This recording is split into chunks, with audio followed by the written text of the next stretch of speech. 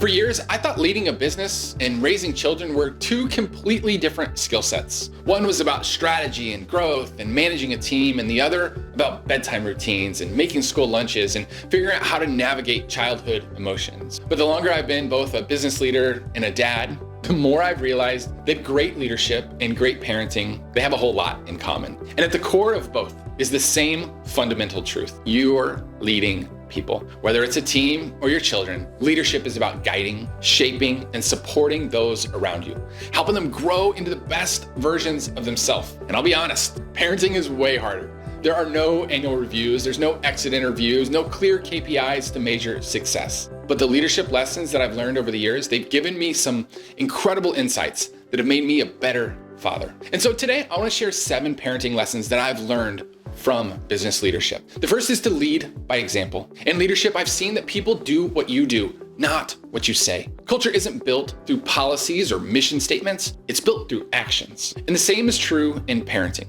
My kids, Zach, who's 12, and Elizabeth, who's 10, are always watching me, whether it's how I respond to stress or how I treat people or even how I prioritize my time. They're picking up on everything. And if I want them to be kind, resilient, and responsible, I have to model those behaviors first. And so it's become clear to me that at home and at work, leadership starts with setting the example. And patience is key. I've led teams long enough to know that growth takes time. People don't change overnight. Forcing them to never works. I've had to learn patience in business and helping team members to develop, to work through setbacks and understanding that real progress happens slowly but surely. And parenting is no different. Kids don't instantly become more responsible, respectful, or resilient just because we tell them to. No, they're learning, they're growing, and they're figuring things out all on their own. My job as a dad, it isn't to control the outcome, it's to be patient through the process. And consistency builds trust. In leadership, I've seen that my team needs to know what's expected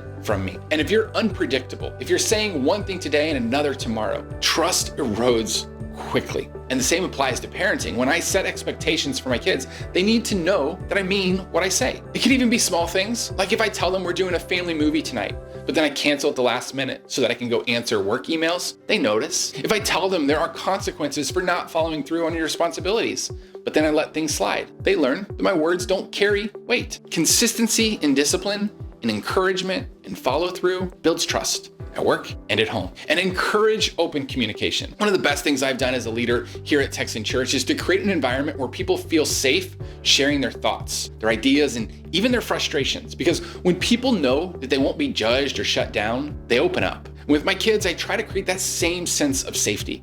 I want Zach and Elizabeth to know that they can talk to me about anything, big or small. And of course, without fear of being ignored or dismissed. Great leaders listen first. They talk second. So I want to do the same with my kids. And I want to balance discipline with grace. In leadership, I've had to hold people accountable while still showing grace. If a team member drops the ball, I can't just ignore it, but I also can't react in a way that destroys trust or motivation. And the same's true in parenting.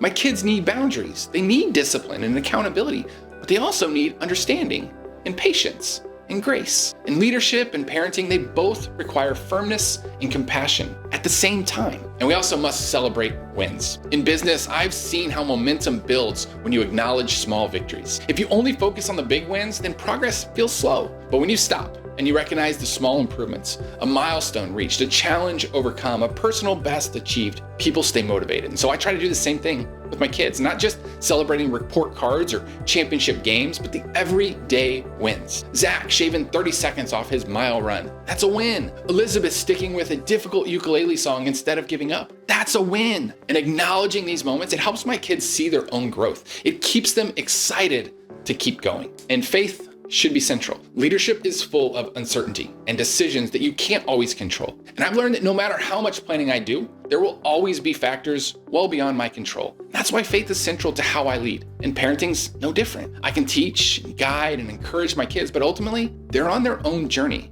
My job isn't to control every outcome. It's to lead with faith, to trust God, and to create a foundation that they can build on. And at the end of the day, whether I'm leading my business or my family, I want to be someone who models faith in action through the way I lead, the way I treat others, and the way I navigate challenges. And so here's what I've learned. Parenting and leadership are far more alike than than I ever expected. Both require patience, consistency, communication, discipline, and yes, faith. If there's one thing I've learned, it's this: your leadership at home is just as important as your leadership at work. And I don't always get it right, but if I lead by example and I stay patient, I build trust, I listen well, I keep faith at the center, I'll be doing what matters most, not just as a CEO, but as a dad.